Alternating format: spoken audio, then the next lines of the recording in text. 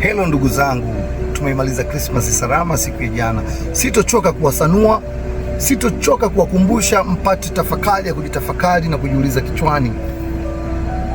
Vyombo vya habari dunia nzima vyote na vya majirani, macho jana alikuwa Tanzania.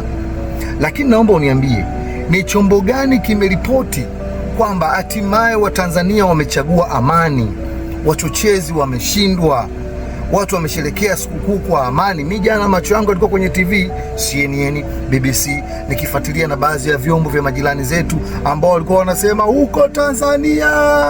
Sijasikia wakisema huko Tanzania mambo shwari, sikukuu shwari, Watanzania wamechagua amani na wachochezi wameshindwa.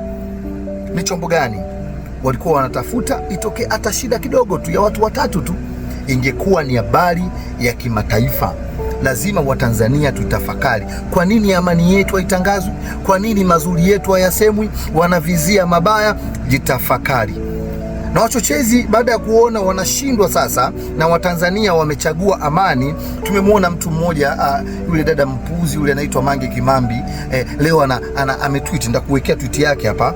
Anasema kwamba analiomba jeshi la Marekani, anaiomba serikali ya Marekani iivamie Tanzania kijeshi kama walivyofanya sijui Nigeria huko sijui wapi. Ndio hiyo amani walikuwa wanaigombania? Ndio hiyo haki walikuwa wanaitaka? Tukishavamiwa kijeshi paka lipuliwa yeye, anayeumia nani? Anayeteseka nani? Nitakuwekea hiyo tweet yake ya leo. Sasa Watanzania tumeamka, tunaamka na tunasema hatutaki kuchochewa. Kama kuna chombo cha habari unakijua cha ndugu zetu waliokuwa wanachochea machafuko kwetu hapa Kenya, au CNN au BBC, kimetangaza amani ya jana, kimetangaza Watanzania kuchagua amani, kimeonesha video na picha Watanzania wakiwa ufukweni, wakiwa makanisani kwa amani, wakitembea barabarani kwa amani, wakisherekea sehemu mbalimbali kwa amani.